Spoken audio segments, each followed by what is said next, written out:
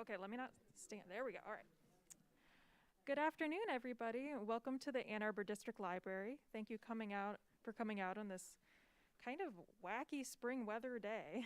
We're glad that you're here for our latest Culinary Historians lecture. So we're going to have Juli McLoone talking about her work.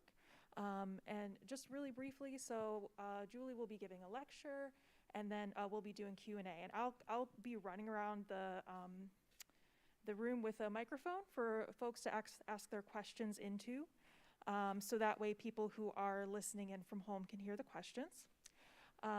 So I'm going to hand it off to Margaret Carney, who's the director of the International Museum of Dinnerware Design here in Ann Arbor, who is going to introduce Juli.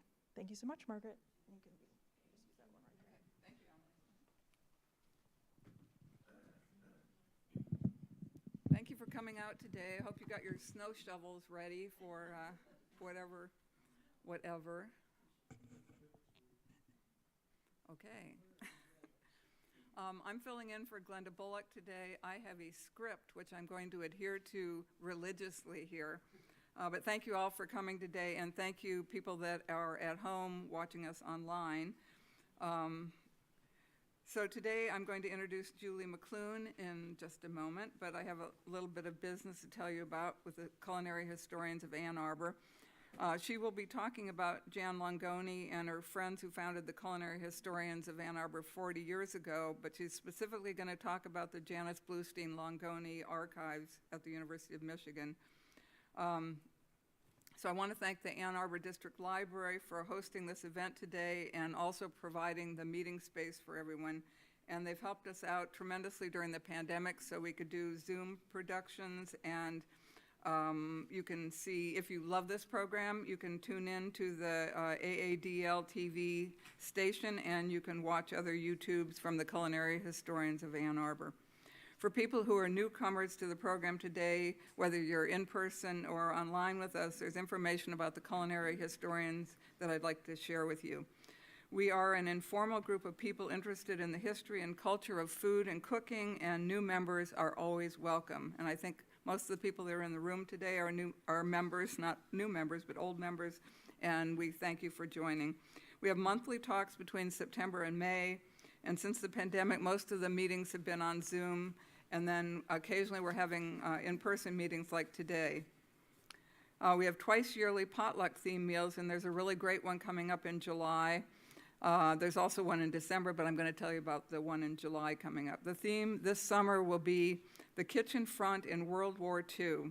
The members, and that includes you if you join or you're already a member, you'll be preparing food that might have been served when rationing was in effect and when Victory Gardens were an important source of fresh vegetables. If you're not a member of Culinary Historians of Ann Arbor already, you are invited today. We actually have the treasurer with us today, and he would be glad to take your $25 a year for either an individual or a family. It includes a subscription to our quarterly food history magazine, Repast, edited by Randy Schwartz, who's with us today. And if you'd like to join, you can go to culinaryhistoriansannarbor.org and click on membership. And like I said, you can give a check. You can't take credit cards today, can you? No. So you'll have to do it the old-fashioned way. So I want to tell you about Juli McLoone, who actually I count as a good friend. We curated an exhibit that was at the Audubon Room at the library last year, and so I've gotten to know her, but I'm going to tell you professionally what they've told me to tell you about her, and then I'll ad-lib a little. She is curator of the Special Collections Research Center, and I think she has the coolest job in the world. She provides collection and research support for print materials published after 1700 and several archival collections, including the Children's Literature Collection, the Hubbard Collection of Imaginary Voyages, and the Janice Bluestein Longone Culinary Archive. Doesn't that sound like a magical life? But before she came to the University of Michigan in 2015, she served as the rare books librarian at the University of Texas in San Antonio, where she curated collections focusing on the history and culture of the Texas-Mexico border region and the culinary history of Mexico. She holds an MA in Library and Information Services and an MA in Cultural Anthropology, both from the University of Iowa, which happens to be my hometown. Yeah, go Iowa, go Hawks. As a member of the Rare Books and Manuscript section of the American Library Association, she served as a committee member on diversity, exhibition awards, scholarships, and conference planning. She's going to be drawing on examples from the Longoni archives to examine the question, what's for dinner, and how that gets decided from a 17th century manuscript recipe book to 20th century recipe boxes, and on and on. Welcome, Julie. Thank you. Well, thank you.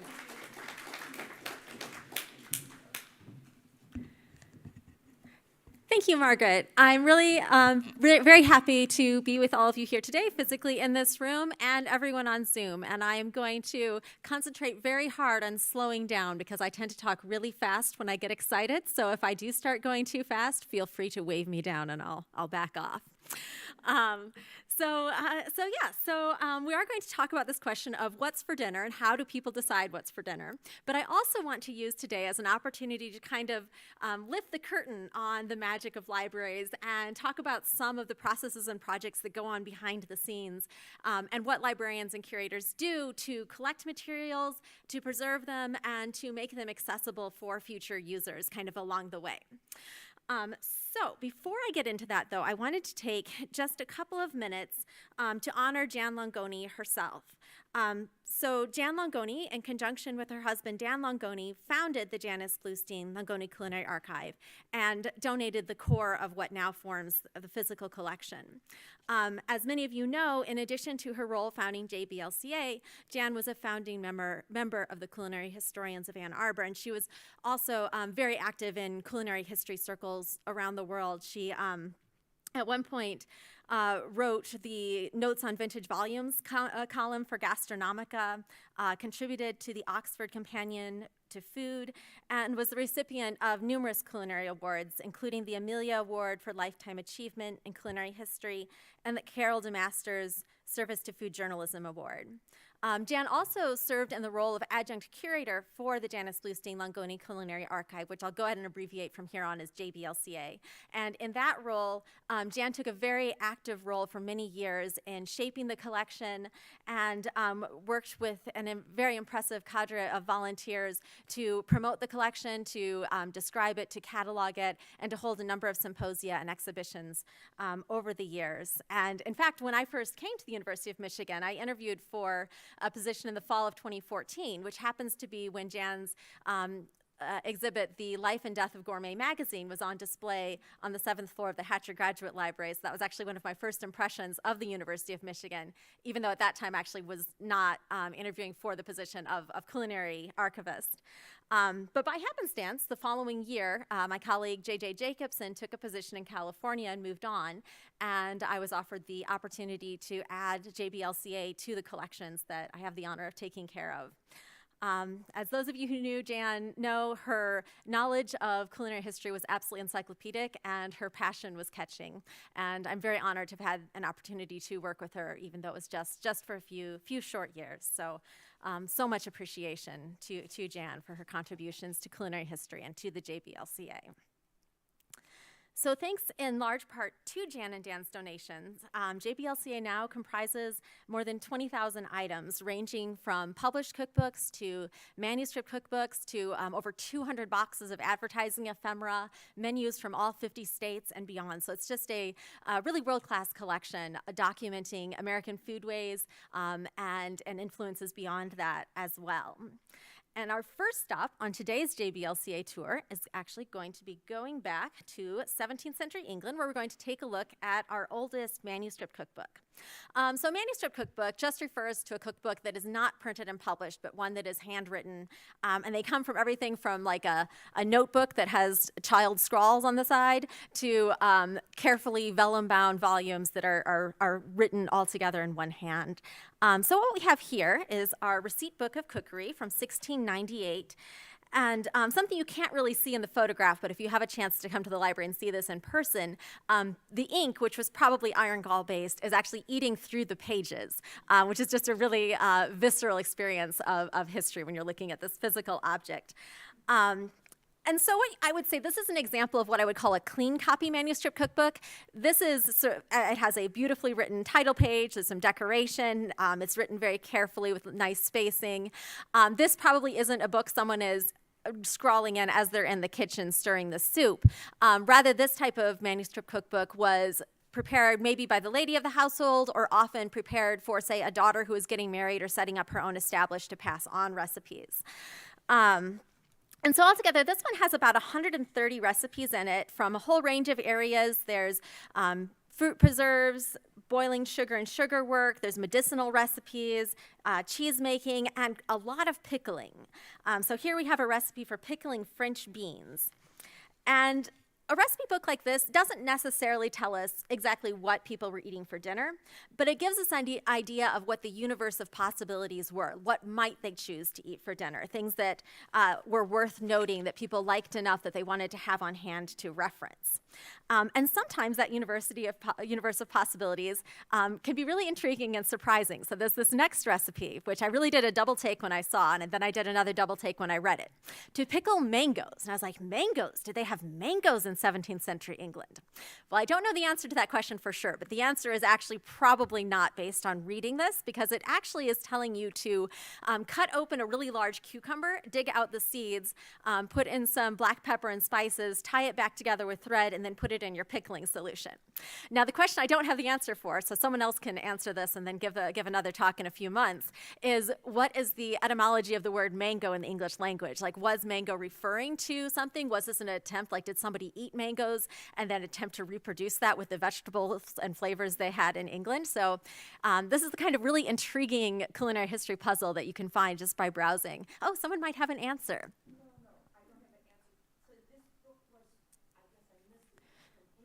Yes, at least we believe so. This book doesn't have complete provenance information, but the clues suggest probably England. In general, the recipes are very characteristic of English recipes. Mm-hmm. I don't have an answer. I'm more intrigued for the word. Oh, I'm sorry if I can just. Thank you, Emily. If you need to speak, can you please speak into the mic? I don't have an answer about the origin of mango. But when I lived in the eastern part of Ohio, over towards Pittsburgh, they referred to green peppers as mangoes. Really? And I tried to figure out that at one time, and it refers back to like pickled peppers somehow being related to probably the pickled mango in the recipe there. So that's really interesting. That almost suggests that mango may at one time have referred to a type of pickling. All right, all kinds of research coming up on these questions for pickled mangoes and pickled green peppers. Now we're actually going to jump ahead now to 2 centuries, to the 20th century, to a very different manuscript cookbook. So this one is more the sort of notebook that looks like someone had this in the kitchen. They're writing down recipes at different time periods, trying them out, annotating them. You'll note there's 2 recipes for dandelion wine on one side, and one has a comment that says very fine. So this was clearly the more successful dandelion wine recipe. And this recipe book was by Ella E. Hall, who was a cook here in Ann Arbor.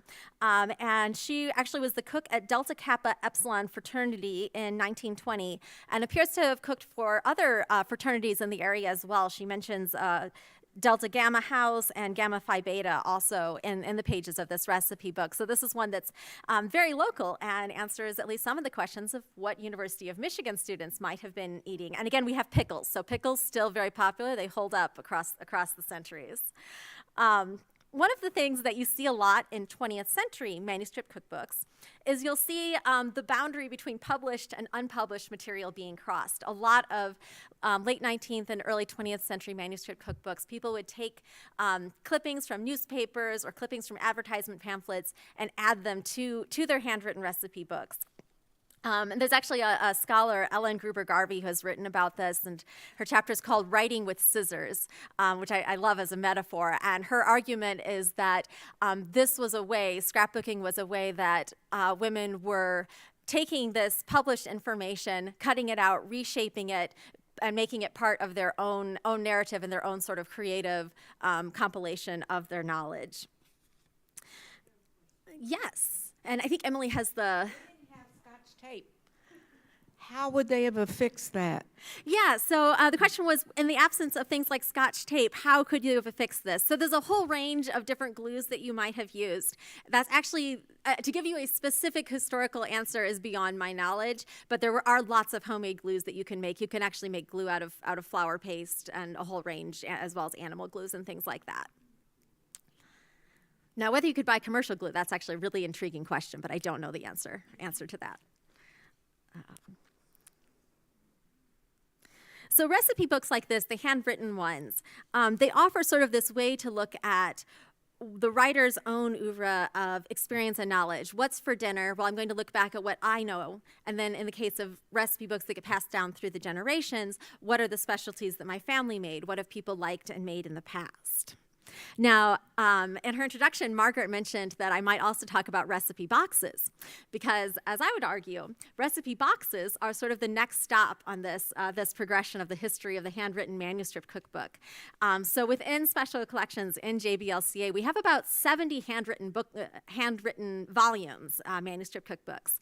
We also have about 4 or 5 recipe boxes that I've accepted as donations over the last couple of years, because one of the things that we do as curators of collections is we usually start out with a collection has kind of a scope, right? It has this particular focus. But we also look for ways, where are the gaps within this collection? Where are places that we want to collect more of a certain type of material? And so recipe boxes, for me, are one of those areas where I would really like to collect more of them, because I do see them as this really important progression. Maybe instead of writing with scissors, it's writing by index cards. So I'll have to eventually amass enough of them to do an exhibit, and then I can make that my title, Writing with Index Cards. So should you happen to have recipe boxes from the 20th century, please feel free to get in touch, because I would be very interested in talking to you. Now, as a caveat, I will say that in general, I should say that, and the donations are a really important way that we build collections. With that said, we have to also be very conscientious of our ability to describe and take good care of donations, so we tend to be cautious about accepting large ones, but recipe boxes are not so big, and most people don't have too many of them. So as long as you're not offering me 100 at once, I would really like to talk to you about your recipe boxes. All right, so taking a look, actually, one more stop related to manuscript cookbooks, another kind of behind-the-scenes moment. Is there's a website called the Manuscript Cookbook Survey, and this is not managed by the University of Michigan, but we received an invitation in 2016 to contribute our manuscript cookbook records to it. And this was really exciting, because at that point in time, in 2016, the manuscript cookbooks that we owned were beautifully described by JBLCA volunteers, but those descriptions lived in an Excel spreadsheet that was buried several layers deep on our department shared drive. So it wasn't something the average person on the street was going to know that we had or be able to access. But this invitation gave us a reason to say, you know what, we need to move those descriptions into something that's publicly accessible, and we were able to bump them to the top of our cataloging queue. And my colleague, Jen Talley, who is then our rare books cataloger, cataloged 23 manuscript cookbooks that became part of this. And then since then, Bonnie Dede has cataloged another 60. So we now have 70 manuscript cookbooks accessible. And I actually want to pop over to the internet real quick just to show you the Manuscript Cookbook Survey. So we are one of numerous institutions that contributed to this. You can see materials from a lot of different libraries if you go to databases and then manuscripts. And you can browse in all sorts of ways, but let's say you specifically wanted to check out JBLCA, you can click on the institutions, scroll way down to the U for University of Michigan, and this is going to pull up our 23. The reason only 23 of ours are in here is that it's limited to pre-1860, is it 1861? I think it's pre-1861. And the internet is thinking hard. All right, and so for example, here we've got our receipt book of cookery, 1698, and it gives us a little bit of information about it. And it also crucially gives us this link to our catalog record, because this gets you to the University of Michigan, where you can scroll down and actually say, I want to request this. I want to come to the Hatcher Graduate Library and see it. And this is something, as a project, I find really exciting. I think it really emphasizes the iterative nature of library and descriptive work. The job is never really done. There's just, you build on what people in the past have done, and you're able to take it a step farther. So in the library world, you rarely really take a project from the very beginning to the very end, but you have a chance to be part of all these grains of sand rolling downhill, and you get to ultimately accomplish really exciting things and leave more exciting things to be done by the people who follow you. And also, from a researcher's perspective, this gives people a chance to just kind of have a one-stop shop. They can go to the Manuscript Cookbook survey, and instead of having to guess which 40 institutions in the U.S. have these recipe books. But let's take another jaunt on our little culinary journey over to the 19th century and published bestsellers. So this is a place where women in the early 19th century were inviting experts into their kitchen to help them decide on their dinner plans. And I'm going to just briefly talk about 3 of these. So first, let's take a look at The Virginia Housewife, published in 1824 by Mary Randolph. So at this point in time, the majority of published cookbooks in the United States were being imported from England, but there was a small but growing desire for sort of homegrown cookbooks, if you will. And The Virginia Housewife was the second of these to be published, and is generally considered the first regional American cookbook. It focuses on foods of the American South. So Mary Randolph was a distant cousin of Thomas Jefferson, and she was a celebrated Richmond hostess at the turn of the century. When her family fell in hard times, she opened a genteel boarding house, which was also known for its cooking, and she published this cookbook, which was extremely popular. There were 19 editions between 1824 and 1861, so probably the most influential American cookbook of the early 19th century. Now, I said a lot of the cookbooks were imported from England. A lot of Mary Randolph's recipes were also from England. In fact, a significant chunk of her recipes are pretty much just copied directly from Elizabeth Raffald's experienced English housekeeper. But with that said, there's also some important places where it's taking another path. So there's a lot of recipes for peaches. There's recipes for sweet potatoes and rice. It's actually the place where we find the first American recipe for black-eyed peas showing up, catfish soup, and then also okra soup. So this is another sort of, one of the things I do a lot as a librarian is I talk to classes of students or students come to the library. And this is a recipe that I pull out a lot because it's very short and easily absorbed, but also allows you to touch on a lot of different aspects of culinary history. So I usually ask people to sit down and read it again, and then try to rewrite it for themselves on scrap paper, breaking it out into how you would see it in a recipe book today with ingredients on one side, numbered directions on the other side, and see how far they can get. And then I ask them these questions that you see here. What information would you expect to find that isn't here? And were you able to guess some of that information? And how did you figure it out? And this usually gives rise to opportunities to talk about the format, of course, like I said, is different a lot. You'd better read this recipe all the way to the end because otherwise you won't find out you were supposed to have boiled rice and your rice is not going to be ready when your okra soup is. We talk about anticipated culinary expertise. Mrs. Randolph is expecting you to know a lot before you get to this recipe. One of the directions is to peel tomatoes. And while, yes, if you have a really sharp knife, you can peel tomatoes without blanching them first, but if I had a choice between those two techniques, I'm definitely going to dip my tomatoes in boiling water and peel them first, or I'm going to find this recipe a lot more frustrating. It also gives an opportunity to talk about labor, what has to be done. Imagine spending hours from early in the morning to noon and after in the Virginia summer heat in a hot kitchen where the fire is going and boiling this pot of soup. We also have a chance to talk about who is doing that labor. So even after falling on hard times, Mary Randolph was most likely relying upon servants or upon enslaved women to do a lot of the cooking of the recipes that are in her cookbook. Certainly throughout the American South in the antebellum period, Black women were omnipresent as experts in the kitchen, but they tend to be nearly invisible as sources in printed texts during that time period until after the Civil War. So hold on to that thought because we're going to come back to it. But for right now, we're going to take a look at another early 19th century cookbook, 1829, just a couple years later, The Frugal Housewife by Lydia Maria Child. So Lydia Maria Child is actually also very well known as a novelist and as an abolitionist. She wrote a couple of best-selling novels in the 1820s. And she also founded the Juvenile Miscellany, which was the first monthly periodical for children in America. So The Frugal Housewife is actually more than a cookbook. It's actually sort of a whole household guide, and you can see that in the kind of advice that she's giving here on the slides. If you want to avoid a waste in your family, these are all of the rules that you need to follow. Make sure that you're not feeding the pigs anything that humans could still eat. Make sure you're not just leaving in the grease pot things that you could serve as leftovers. And you can tell from this that one of the really unique things about this book is that unlike most cookbooks of the time, Lydia Maria Child is not writing for people who are well off. She phrases it as those who are not ashamed of economy. But she's trying to answer the question of how do you figure out what's for dinner when you're operating under a lot of sometimes very difficult constraints. This was an experience that Child knew firsthand, actually. So her family disapproved of her marriage to an aspiring lawyer named David Lee Child. And while the Childs had a very affectionate and emotionally happy marriage, he was pretty hopeless when it comes to earning a living. So Lydia Maria Child found herself in the position of being both the bread earner and the bread baker. So she had to manage all of that throughout most of their lives. They were mostly, they took up farming a couple times unsuccessfully, but for the most part, they were supported by her writing and her journalism.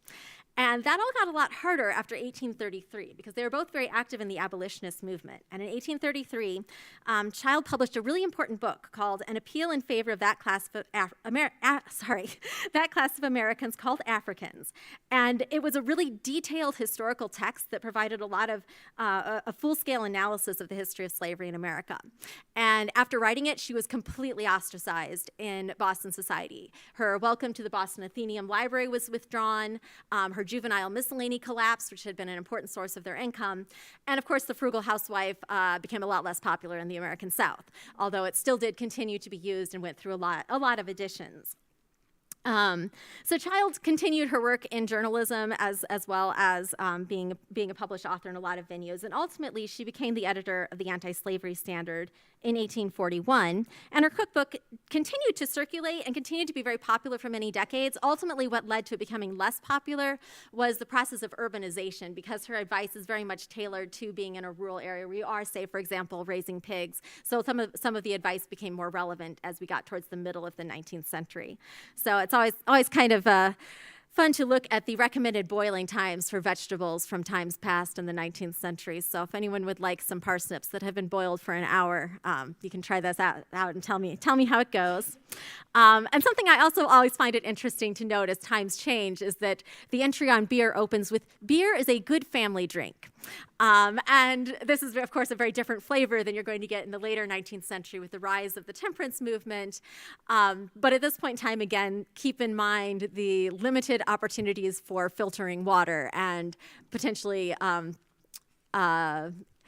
illness-bearing water sources. And so beer has another perspective when you look at it from that perspective. All right, so now I'm going to just very briefly touch on a third 19th century expert that was invited into kitchens via her cookbook, Mrs. Abby Fisher. So I mentioned before that while very much present in American kitchens, Black women tended to be obscured in texts in pre-Civil War American culinary writing.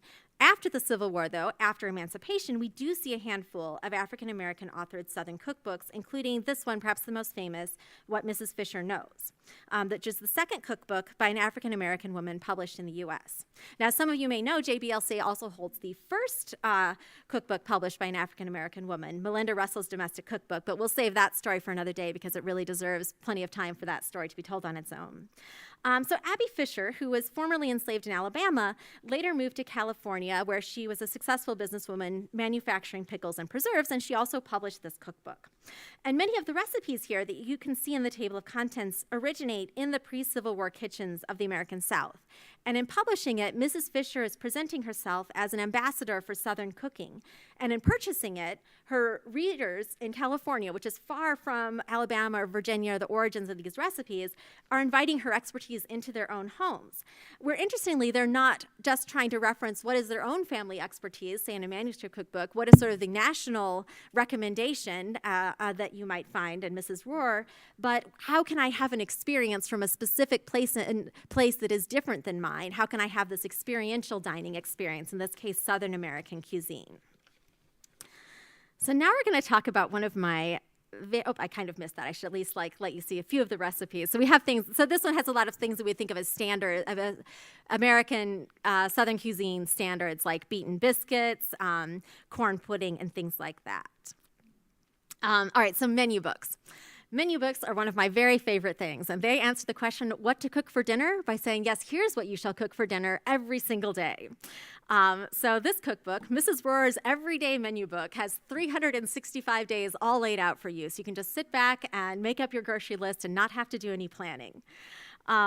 And these cookbooks, they're not cookbooks, actually. That's what I find them so fascinating. They're usually just menus. They often don't even have any recipes in them.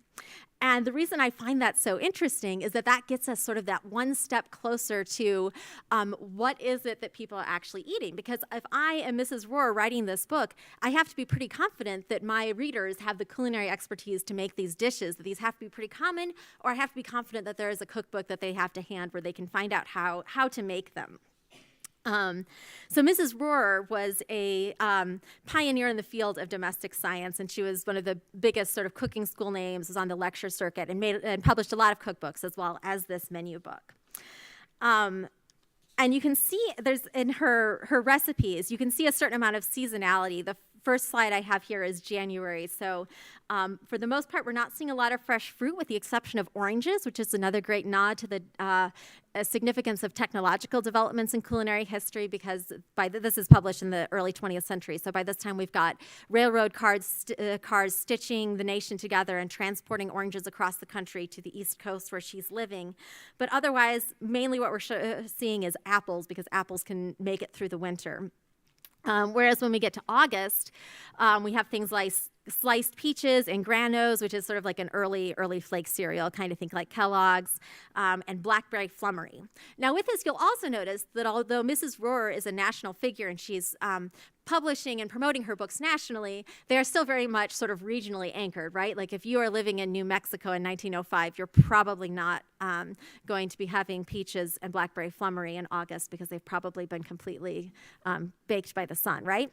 And another thing I always notice as a Midwesterner when I read this is that it is very heavy on seafood. I actually have not come across a menu book that was published in Chicago, but I would love to find one sometime because I would make a prediction that there's probably not nearly as much seafood represented in 1905 as you see here, where she's based in New England and then also in the Mid-Atlantic as well.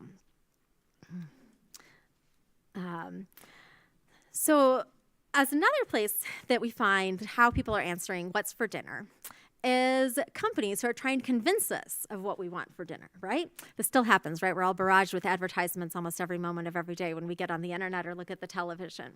But before those opportunities were open to advertisers, they worked in print. So companies made recipe pamphlets and brochures where they are trying to promote their product. And these are just a few examples from across JBLCA. Like I said at the beginning, we have 200 boxes of these materials. And ephemera, I should step back a moment. For those who aren't familiar with the term, ephemera is kind of a catch-all phrase that's used in the library world to refer to just paper things that weren't meant to survive. So everything from a concert ticket to a political poster to culinary advertising ephemera all kind of falls into this category of stuff that we think is worth preserving, but which was not made to be preserved. And this very intention of being focused on the present can actually make these really revealing historical documents. They illustrate how cooks in an increasingly corporatized and mechanized food system became subject to just this barrage of messages seeking to influence what they're eating for dinner or how they decide what to eat for dinner. So we're going to take just a few minutes to look at a company I'm sure that you're all familiar with, whether or not you love it, Jello. So Jello was first trademarked in 1897, and in 1904 they came up with the slogan, "America's most famous dessert." And they also had this sort of figure of a blonde girl in a modern bob haircut who was sort of their mascot. They even had children's books like The Jello Girl Goes to Greece and things like that. They're really quite delightful, the children's books are. So in the sort of early period, Jello advertising was really characterized by luscious illustrations of molded jellies, what we would call gelatin molds today. And on this next slide, you'll see a couple of those. So I pulled these from an exhibit. So if you're interested in seeing more about Jello, you can go to the library's website and look for online exhibits and search for Jello. And there's an exhibit curated by Dr. Nicole Tarulovas and J.J. Jacobson that's really fantastic. Both of these are pulled out of that exhibit. And the one on the left is from Desserts of the World, 1909, and this is supposed to show a Russian Jello. So this is a supposedly Russian gelatin mold there. And then on the right, this is a centerfold from a 1916 edition of Jello's Jello, America's most famous dessert. And it's interesting because of the whole range of materials. So the titles, I'm sure, are too small for you to read on the slide. But up in the corner, we have something called thrifty salad, where you're basically dumping your leftovers into gelatin mold and calling that dinner. Down to the bottom, where we have whole strawberries and whipping cream, and we've got this wine glass filled with grape juice frappe with cream on top. So everything from no matter how humble your home is to the fanciest party that you're holding, no matter who is coming for dinner, Jello is sending the message that Jello is the thing to serve. And things like this offer opportunities to study not just culinary history, but social history of technology, appliance use in the home, right? So gelatin and its popularity really is also closely tied into ice boxes and the availability of electricity and refrigeration, gender and family roles, a history of art and design, how to influence consumers to answer that question, what's for dinner, with that specific product that they are trying to promote. Now, an interesting thing, 6 months ago, I would have told you I thought gelatin molds were kind of fading into the past, but I was recently informed that gelatin molds are quite hip again, actually, and people are scouring the resale stores to find the recipe books. So stay tuned on Instagram, and you may find gelatin molds coming to a computer near you again. Now, thinking about ephemera from a behind-the-scenes perspective, it can be really hard to deal with. Again, it's not meant to be preserved, so it does not arrive at your library with a title page with all the publication information and suggested subject headings from the Library of Congress, right? It usually comes in big boxes, and it's messy, it's repetitive, it's fiddly, and its sheer quantity can be a really big challenge. With that said, I love it. So I can actually talk ad nauseum about ephemera and organizing it, but I'm going to mostly spare you that and just talk about a couple of things that I think are really interesting with the project that we've been working on the last several years. So we've been gradually working on moving our description of the ephemera collection from catalog records to something we call finding aids, which you can really think of as like a website that lists what's in boxes, box by box. So why is this significant? Why is it worth doing? And why do I think it's so interesting? So really quick crash course on library catalogs. So a catalog record for a book or a magazine is usually written in something called MARC format, M-A-R-C, which actually just means machine readable. I don't actually remember what the C stands for, but it's machine readable, which is the crucial part. And MARC records are really good at describing books, and they're really good at describing serials. They're not particularly good at describing things that are more complex like that, like say a box of ephemera. And so one of the results with that is with our old records for the ephemera boxes, you would have in one place in the record a list of the titles, and in another place in the record you'd have a list of very carefully preferred descriptions. Unfortunately, if you are an uninitiated user coming to this record, there's nothing in the record that tells you how those two lists relate to each other, and one of them isn't even numbered, so you have to actually count down to figure out which description matched up with your title. So our goal that we started several years ago was to move these to a finding aid where we could reunite those titles with those descriptions. But as anyone who has ever done a conversion project of any kind of old data knows, that's really complicated. Fortunately, we have some stellar librarians. Matt Carruthers, who's one of our metadata librarians, spent more than 30 hours developing code to get the MARC records to export into an Excel spreadsheet where then my colleagues in collection services did some additional sort of data massaging to get it into something called EAD, which is encoded archival description, which then brings us to these beautiful web pages I'm about to show you. I'm going to hop over to one that is for gelatin and tapioca, so just what we were talking about.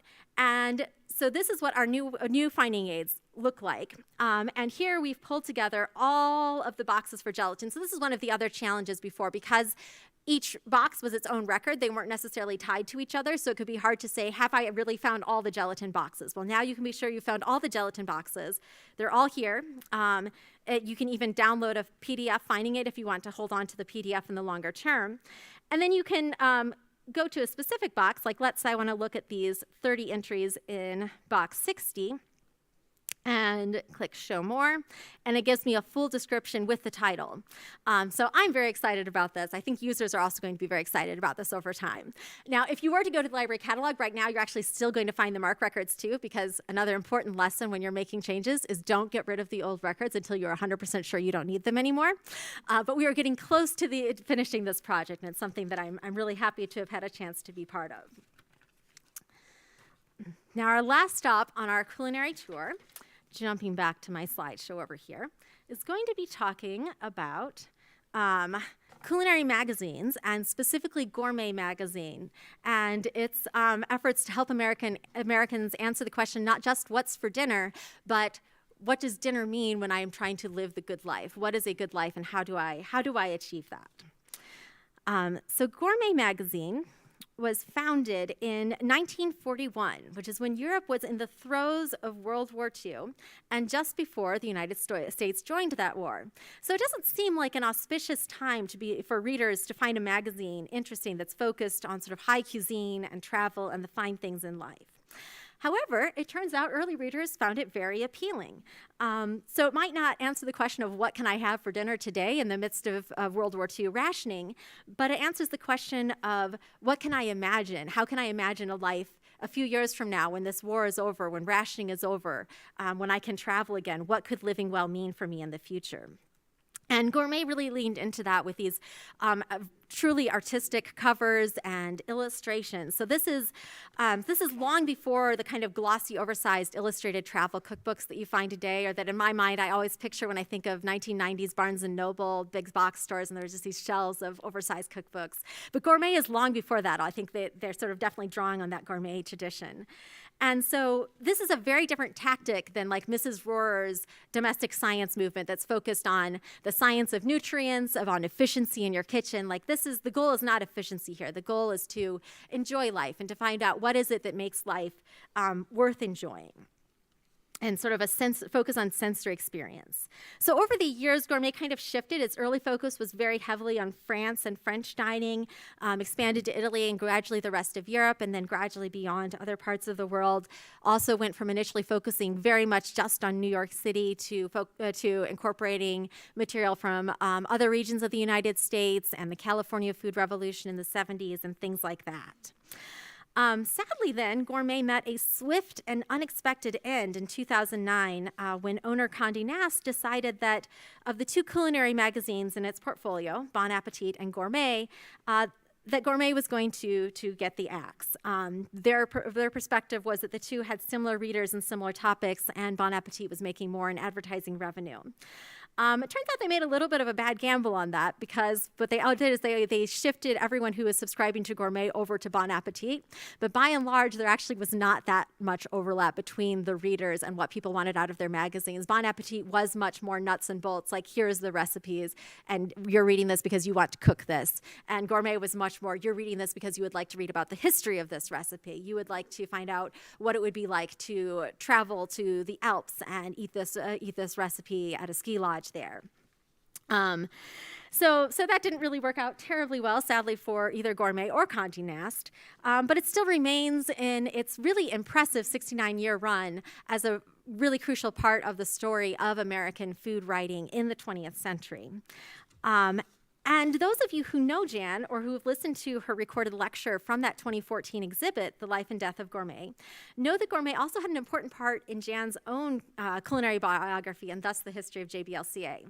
So for those who don't know the story, I'm just going to very briefly relate it. In the early days of their marriage, Dan presented Jan with the Gourmet Cookbook, which happened to include, laid in, a coupon for $2 off of a lifetime subscription. So at that time, it was still $48, which was still substantial, but Jan and Dan decided to go for it. And they became lifetime subscribers to Gourmet magazine, which Jan always said was one of the factors that launched them on their lifetime of culinary adventures. And as those of you who watched the lecture may also remember, at the time of that exhibit, Jan donated her run of Gourmet magazine to JBLCA. And in the talk, she mentions that she was missing just one issue, that she was missing March 1941, and she sent out a request to collectors to reach out to the library if they happened to have this issue and would be interested in donating it.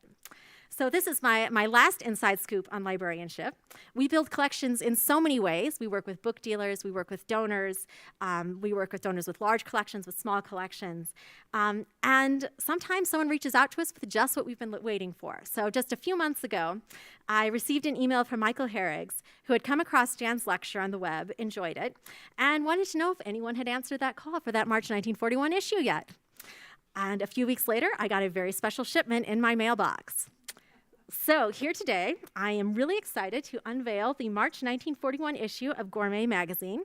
And I have the photograph on the slides for all of you to enjoy who are not here in the room with us.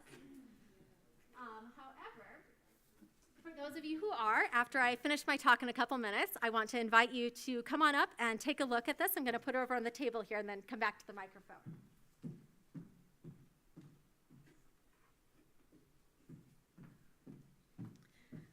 So you can see, again, it's another gorgeous cover from Gourmet magazine. And this issue also has articles on Monterey. It has an article called Herbs for Urbanites and Suburbanites. I love that title. It's focused on how to grow herbs, like on rooftop gardens and window boxes. And this article on American names for American wines, talking about what was then the very sorry state of American wines, but with hope for the future. So I wanted to say many, many thanks to Michael, who I believe is joining us through the live stream. And we are so very pleased to now be able to say that JBLCA holds a complete run of Gourmet magazine, this important part of America's culinary story. And in closing, I just want to make sure that I extend this invitation to let everyone know that JBLCA is open to everyone and everyone is welcome. You don't have to have an affiliation with the University of Michigan to use materials in special collections. Now, there are a lot of steps you have to take because the logistics, of course, of working with the university can be a challenge. Everyone knows that who's tried to park at the University of Michigan. But if you go to our website and register as a user, you can then go into the catalog and request materials, and you just have to make an appointment about a week ahead of time because a lot of our materials are stored off-site. So you can't simply walk in because we have to actually get the materials to Hatcher Graduate Library. But we welcome all researchers, and as I always tell people, curiosity is a perfectly valid research purpose. So do come and see us, and always feel free to reach out to us. If you go to our website, you can find our email address. I also have some of my cards with me, and I'll put those up by Gourmet Magazine in case anyone wants to pick one up later. And with that, if anyone has any questions, I'm happy to answer. Yes. And I think just wait for Emily to bring the microphone over. I have two somewhat related questions. The first is, how much of the collection is digitized? You can see in these pictures that some of them have been sitting in the cradle and have obviously been photographed professionally. So how much of it has gone through that process? Yeah, so not a very large proportion. The proportion that is online is mostly part of the library's contributions to HathiTrust. So those that have been digitized, if you go to the library's catalog and look them up, you'll find a link that goes to the HathiTrust copy. And that was essentially a digitization that was done as part of the Google Books project. Michigan was one of Google Books' partners, and Google Books is awesome, but Google Books itself does not have a preservation commitment. And so the same libraries that were part of that made this thing called HathiTrust, which is kind of the same books, but with a commitment to preserve them. And we also continue to add to it. I do not remember offhand. I think there's maybe 500 or 700 books or something like in that. So a fairly small portion. Second question, also talking about the present day. You didn't touch on what's going on right now at all, I understand, but I'm just curious. Like, in terms of what's for dinner in my house, a lot of the times it's generated by what I get from Blue Apron. Mm-hmm. Are you cataloging Blue Apron and HelloFresh and all those services as a different way of finding out what's for dinner and collecting recipes these days? Thank you so much for that question. I had a whole section of my presentation I had to cut because I was talking too long. So I'm going to keep it short. I'm going to give you actually two answers to that. One, I actually see Blue Apron as very much in continuity with Mrs. Rohrer's menu book, because for my own part, as the person organizing meals in my household, it is definitely the decision-making that is the hardest lift. And I really feel like what things like Blue Apron are offering, it's not even so much the grocery delivery and the recipe, it's this is what you're doing, so you know what you're doing, right? So I think there's a lot of continuity there. I actually don't currently have any flyers for things like Blue Apron, but that's definitely on my mind that I would like to start collecting those and add those to the collection, because it's actually also one of the relatively few places where we're still getting paper ephemera, because you get like the coupons for $50 off your first 3 boxes and things like that, whereas most food advertising has moved into the digital realm. Which then on the second half of that, thinking about food and how we decide what to eat today, so much of it is based on what we find on the internet. And like Food Network has its own app that you can get recipes from and actually do your meal planning on it and things like that. Those are really tricky to collect and really tricky to preserve. Unrelated to the culinary collection, I've been involved in some small pilot projects with web archiving at the library. And so we do some of that. Basically what you do is you have this little robot crawler that goes and crawls the code and then holds on to that copy of the page. If you want to check this out, there's a website called the Wayback Machine. So you can put in a URL of a website and then see what it looked like 5 years ago, 10 years ago, and so on, which is really awesome. The problem is that it doesn't necessarily do a great job at getting to deeper levels of a website, and so you end up with a lot of gaps. And it's not an easy way. It's not particularly user-friendly, although some people are experimenting with doing things like data mining and the like. And it's also pretty resource intensive. We use a service called Archive It, which is honestly really the only commercial game in town right now. The California system at one time tried making their own, and it ended up sort of not panning out. There are other tools for capturing websites, but then you also have to build your own tools for making them accessible. So you end up in the back of that question about labor and who is doing it and how are we going to fund that labor, and then how are we going to fund the storage for all of these different things. But it's something that's on my mind, even if I don't have good answers for it.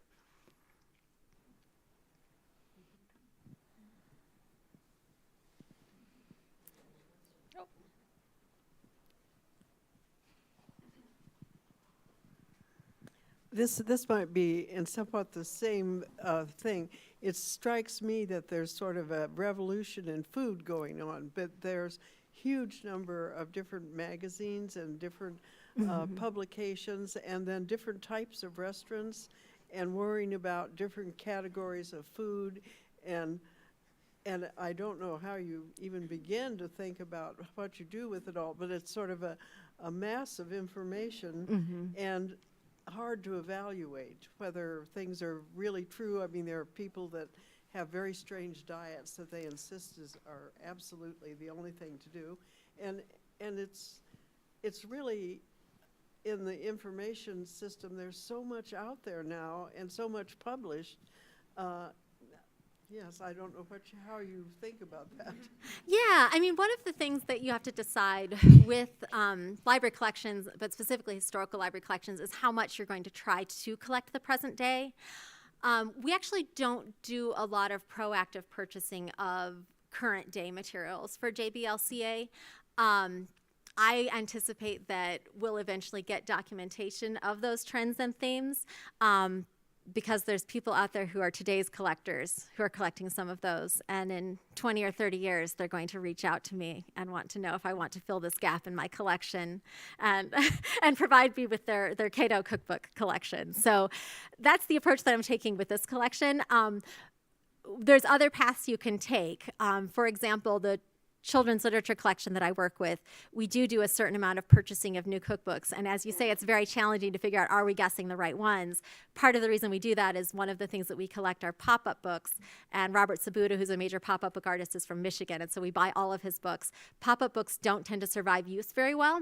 So since we know that Robert Sabuda is one of our foci and pop-up books is one of our foci, we do buy those new. But by and large, we tend to rely on being part of this larger ecosystem of the preservation of knowledge that very much includes and incorporates private collectors who someday will benefit us.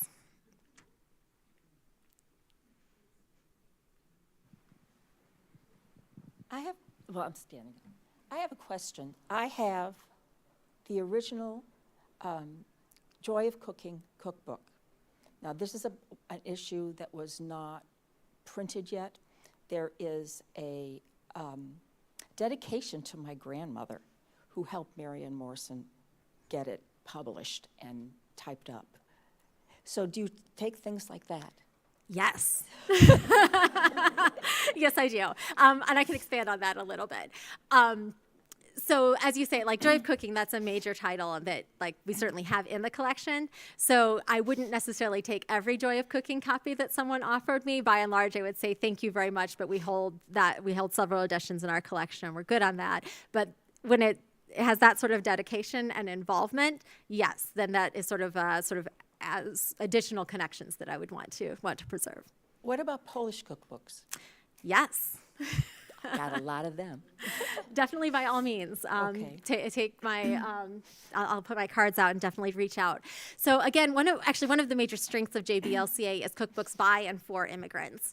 And that also sort of overlaps with our focus on charity cookbooks because a lot of communities sort of produce their own cookbooks as well. So yeah, definitely. And I have Good Housekeeping cookbooks with recipes and menus in it from 1909 to 1915. Oh, I would have to check on the catalog because we have a lot of Good Housekeeping, but I actually don't know if we have them that early. Well, it may not be the right name for it. I can't remember the correct name, but definitely has. Okay, let's look both. into that one further, and we shall see. And just a little note, in Missouri, where I'm originally from, and in these cookbooks you would eat eels and clams and all sorts of seafood and turtles, and turtle soup. There you go. I'm done. Just me and my Hoosier not having eaten anything but fried fish until I was in my 20s. The world of seafood is out there for being appreciated by everyone else. Any other questions?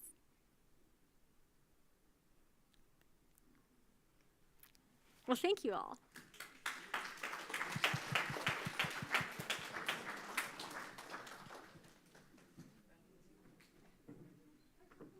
Thank you very much to Julie. I think we should give her another hand, actually. That was great. I could listen to you forever. However, I want to announce what will be coming next month, and also to invite you to step to the back of the room. Sorry, people that aren't here, but you're going to be missing out some wonderful refreshments provided by Culinary Historian members Sherry Sundling and Gwen Nicetoon. So thank you very much. But next month, tune in again. This one will be on Zoom only, I believe. And the authors of Made in Chicago, Stories Behind 30 Iconic Chicago Foods will be presented in May. Does anyone have the date in May? Anyway, stay tuned. If you know about this one, you'll hear about the next one. Or join, and then you'll know everything. Thank you very much. May 21. Okay, enjoy the refreshments, and thank you, Julie.